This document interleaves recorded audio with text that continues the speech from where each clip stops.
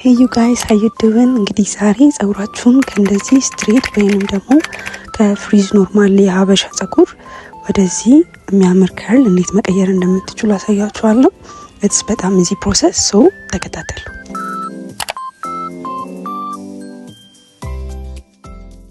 እንግዲህ ከሚያስፈልጋችሁ ነገር ስንጀምር የመጀመሪያው የሚያስፈልጋችሁ ነገር ፍሌክሲ ሮድ ነው። የፍሌክሲ ሮድ እንደ ጸጉራችሁ ብዛትና እንሰት 1 ሽግ ወይንም 2 ሽግ ሊያስፈልጋችሁ ይችላል። ነገር ግን እኔ 2 ሽግ እንድትገዙ እመክራለሁ። ከዛ ደግሞ እንደ ጸጉራችሁ ቁመትና ርዝመትና እጥረት ቀጭኑ መካከለኛውና ወፍራሙ ሊያስፈልጋችሁ ይችላል።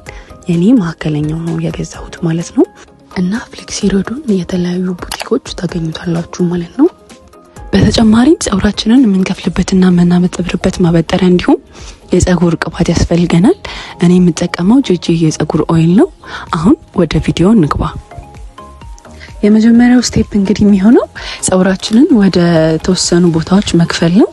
እንግዲህ በምትከፍሉበት ጊዜ በጣም ትንሽ መሆን የለበትም፣ በጣም ብዙ መሆን የለበትም። የከርሉን ብዛትና እንሰት እሱ ነው የሚወስነው። እኔ እንግዲህ ከፊት ያለውን ቦታ ወደ 4 ቦታ ነው የከፈልኩት ማለት ነው። ከዛ እንግዲህ ቅባት ቀባውና ጸጉሬን ወደ ተወሰኑ ትናንሽዬ ቦታዎች ከፍለዋለሁ። ማለትም መጀመሪያ ከፍዬ የነበረውን ቦታ በድጋሚ ወደ ትናንሽ ፓርቶች ከፍለዋለሁ። this way የምንጠቀመው ፍሌክሲ ሮድ ትንሽ ቢሆንም ነገር ግን ከአንድ ፍሌክሲ ሮድ የተለያዩ ብዙ እኩል የሚያምሩ ከርሎች እንድናገኝ ይረዳናል ማለት ነው። ጸጉሬን ቅባት በደንብ ከቀባሁት በኋላ ኮንዲሽነር እጄ ላይ አድርጌ ጸጉሬን እቀባዋለሁ ማለት ነው። እኔ ከረንትሊ እየተጠቀምኩት ያለሁት ኮንዲሽነር ራሴ እየሰራሁት ነው። ተልባ፣ የሮዝመሪ ቅጠልና የተወሰነ ደግሞ ግላይሴሮል አንድ ላይ አድርጌ እቀቅለውና እሱን አጥልዬ ነው እየተጠቀምኩ ያለሁት። ከዛ ያው ያለቀ የሻምፖ ኮንዲሽነር ውስከትቸው ነው ቅድም ያያችሁት ማለት ነው። ስለዚህ ከፋፈለው በኋላ እንደምታዩት ጸጉሬን ትዊስት ነው የሚሰራው። በቀጫጭኑ ነው ትዊስቱን የሚሰራው። ትዊስት ማለት እንግዲህ እንደምታዩት አንደኛውን ጸጉር በሌላኛው ጸጉር መግመድ ማለት ነው። ስለዚህ ጸጉሬን ከፊት የከፈልኩትን ማለት ነው ወደ ብዙ ትዊስቶች እቀይረዋለሁ ማለት ነው። ኮንዲሽነሪን የተቀባውን ጸጉር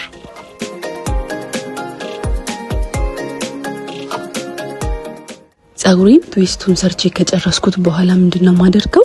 አንደኛ የተሰራውን ጸጉር 2 ቦታ ከፍለዋለሁ። ከዛ ደግሞ እንደምታዩት ፍሌክሲ ሮዱን አጥፈውና ከላይ ያለውን የተከፈለውን በአንደኛው ሳይድ ከታች ያለውን ደግሞ በሌላኛው ሳይድ ተቀልለዋለሁ ማለት ነው። እንደምታዩት የአረኩት ኮንዲሽነር ትንሽ ስለነበረ ያያዘልኝ አልነበረም። ስለዚህ እንደ አዲስ ኮንዲሽነር አፕላይ አድርጌበት ስጠቀልለው በስርዓት ይጠቀልልልኛል ማለት ነው። ስለዚህ ጸጉራችሁን ለመጠቅለል ሞክራችሁ አልጠቀለልም ካለ ያላችሁ ኮንዲሽነር በቂ አይደለም ማለት ነው። እስኪ አሁንም በድጋሚ ከፊት ያለው ጋር ላሳያችሁ። ስለዚህ ይሄ አሰራር 3 አይነት መንገዶች አሉት ማለት ነው። የመጀመሪያው ጸጉራችንን ማዘጋጀት ነው። ስለዚህ ጸጉራችንን ቅባት እንቀባለን ማለት ነው። እኔ ጸጉሬን ቅባት ስቀባ ከርሉ በጣም ወዝ እንዲኖርልኝ ስለምፈልግ ቆዳዬንም ከዛ ደግሞ የሌላ ፓራፊን የሚባለውን ቅባት የጸጉሮቼን ጫፎች ቀባቸዋለሁ ማለት ነው። ከዛ በኋላ ኮንዲሽነራችንን አፕላይ እናደርጋለን። እንግዲህ ቅድም አልበቃ ስላለኝ አሁን ደግሞ በጣም ነው አፕላይ ያደረኩት ኮንዲሽነሩ። ከዛ ሁለተኛው ስቴፕ ምንድነው? ጸጉራችንን ትዊስት መስራት ነው። እንደምታዩት በጣም በትናንሽ ፖርሽን ነው ትዊስት እየሰራው ያለሁት። ከዛ ፊውቸር ላይ ጸጉሬን ሪፍሬሽ ለማድረግ ስፈልግ ወይም ከርሎቹን እንደ አዲስ ለማሳመር ስፈልግ ይሄንን ትዊስት እየፈታው ከርሌን ማብዛት እችላለሁ ማለት ነው። እንግዲህ እንደዚህ አይነት ሳትን ኢንቮልቭ የማያደርጉ የጸጉር አሰራር ዘዴዎች የጸጉራችንን ጤና በጣም ይጠብቁልናል። የመጀመሪያው ኮንዲሽነራችን ቅድም እንደነገርኳችሁ እናንተ የፈለጋችሁትን መጠቀም ትችላላችሁ። እኔ ግን የምጠቀመው ተልባ፣ ሮዝመሪ ቅጠልና ግላይሴሮል ነው። እነዚህም የጸጉራችንን ጤና በመመለስና ጸጉራችንን በማሳደግ የሚታወቁ እንትኖች ናቸው ማለት ነው። ሁለተኛ ደረጃ ደግሞ እሳት ስለማይነካው ጸጉራችንን በምንፈልግበት መንገድ ስታይል ማድረግ እንችላለን። በዛ ላይ ፕሮቴክቲቭ የጸጉር አሰራር ነው። ማለትም ጸጉራችንን ዳሜጅ እንዳይሆን ፕሮቴክት ያደርግልናል ማለት ነው። ስለዚህ ጸጉራችን አምሮበት ጤናው ተጠብቆ እንዲሁም በእሳትም ደግሞ ሳይቃጠል የሚይዝልን የጸጉር አሰራር ነው ማለት ነው። ይህንን የጸጉር አሰራር ከሳምንት እስከ 15 ቀን ማቆየት ትችላላችሁ። እኔ በአብዛኛው ጸጉሬን ለቅቄው 1 ሳምንት አቆየውና ከዛ ደግሞ ጸጉሬን በተለያየ መንገድ እያስያዝኩት እስከ 15 ቀን ድረስ ላቆየው እችላለሁ ማለት ነው። ጸጉራችሁን በምትታጠቡበት ጊዜ ዝም ብላችሁ መታጠብ ትችላላችሁ።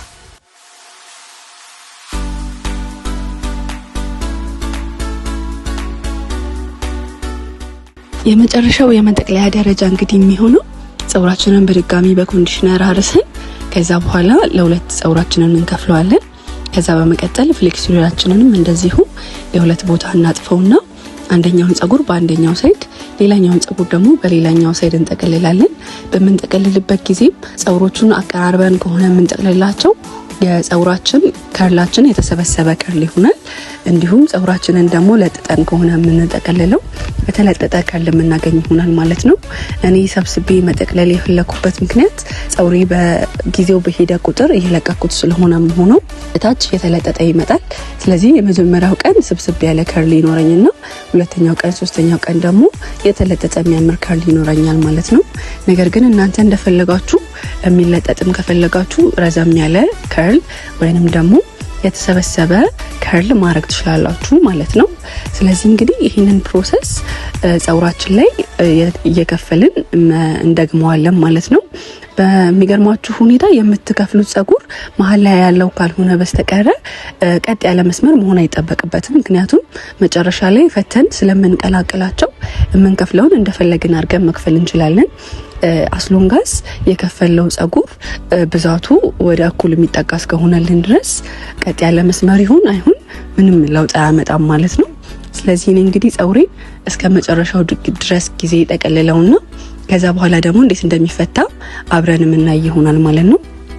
እኔ እንግዲህ ፍሌክስ ሮዱን አጥፌ የተጠቀምኩበት ምክንያት ጸጉሬን በመጠቀለልበት ጊዜ ሳሳ አድርጌ ስተቀልለው ቶሎ ስለሚደርክልኝ እንዲሁም ከርሉ በደንብ ስለሚያምር ነው ማለት ነው። እና ጸጉሬ ደግሞ ብዙም ነው። ስለዚህ ፍሌክስ ሮዱ እንዲበቃኝ እንደዛ አድርጌ መጠቀም ስላለብኝ ነው። ነገር ግን እናንተ ጸጉራችሁ ከኔ ረዝሞ ፍሌክስ ሮዱን አጥፋችሁ ለመጠቅለል ስሞክሩ ጸጉራችሁ ቦታ የማይበቃው ከሆነ ፍሌክስ ሮዱን ሳታጥፉ መጠቀም ትችላላችሁ። ነገር ግን ካላጠፋችሁት it's going to take like ብዙ ፍሌክስ ሮዱ ማለት ነው ጸጉራችሁን ለመጨረስ ጠቅልላችሁ። ነገር ግን you can do እናንተ የሚመቻችሁን አጥፌ የምጠቀምበት ትልቁ ሪዝን ለዛ ነው። ትዊስት ደግሞ ያደረኩበት ትልቁ ሪዝን አንደኛው ከላይ usually ያለ ትዊስት በሚጠቀለልበት ጊዜ ከላይ ይንጨባረራል። ምክንያቱም ከመሰረቱ አይደለም የሚይዝልን ፍሌክስ ሮዱና በዛ ምክንያት ይንጨባረራል። እሱን ለመከላከል ይረዳናል። ሁለተኛ ደግሞ ጸጉራችንን በመንፈታበት ጊዜ ለመፍታት እንዲቀለን ያደርገናል። ምክንያቱም የምንፈታው ትዊስት የተጠቀለለውን በስለሚሆን ማለት ነው። ይህንን የጸጉር ስታይል እንግዲህ ከተጠቀለለ በኋላ እኔ መመክራችሁ አትሊስት ለ4 ሰዓት ለ5 ሰዓት ብታቆዩት ብዬ ነው። እኔ ብዙ ጊዜ የሚያደርገው ዛሬ ቪዲዮን ለመስራት ብዬ ቀን ላይ ተቀለልኩት እንጂ ማታ ወደ 12 ሰዓት ምናምን ላይ መጠቅለል ጀምርና ከዛ በኋላ ጠቅልየው እተኛበታለሁ። ከዛ በኋላ በማግስቱ ተነስቼ ስፈታው ጸጉሬ የሚደርቃል። ሁለተኛ ደረጃ ደግሞ ከርሉም በደንብ ይይዝልኛል ማለት ነው።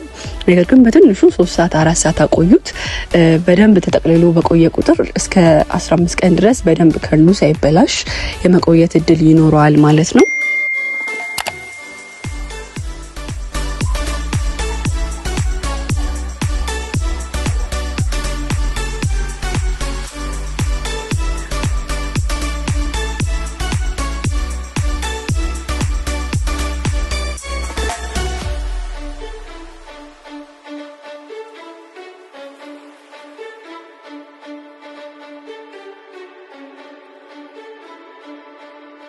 A few moments later እንግዲህ ጸጉሬን ጠቅልዬ ጨርሻለሁ። ይሄ የመጨረሻ መጠቅለለው ጸጉር ነው።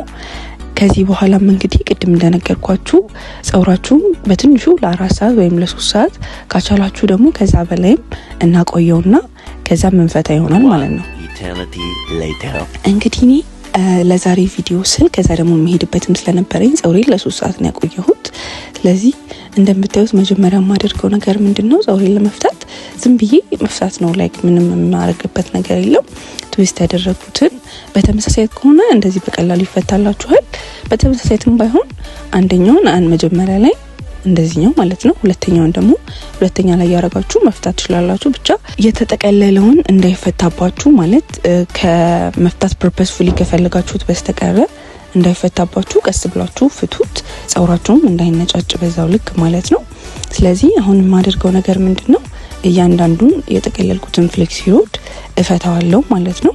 ስፈቱት አደራችሁን ቀስ ብላችሁ ፍቱት እና እኔ ጸጉሬ ተኩስ ስለሆነ ነው ለትንሽ ሰዓት ያቆየሁት ማለት ነው። ምክንያቱም ተኩስ በሚሆንበት ጊዜ ቶሎ የመድረቅ ቻንስ አለው ኖርማል የታጠበ ጸጉር ከሚሆንበት ጊዜ በተሻለ።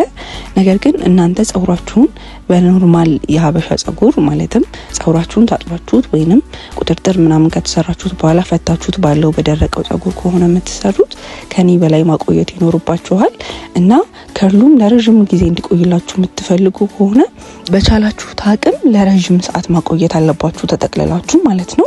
ምክንያቱም አሰ ሀበሻ ጸጉራችን የራሱ የሆነ የሚጠቀልልበት መንገድ አለው ወይንም ከርል የሚሆንበት መንገድ አለው እና ይሄኛው የፍሌክሲ ሮዱን ደግሞ የሚጠቀልልበት ከርል ወይ ሌላ ነው ማለት ነው። ስለዚህ ሁለቱም በተለያየ መንገድ ነው ከርል የሚያደርጉት።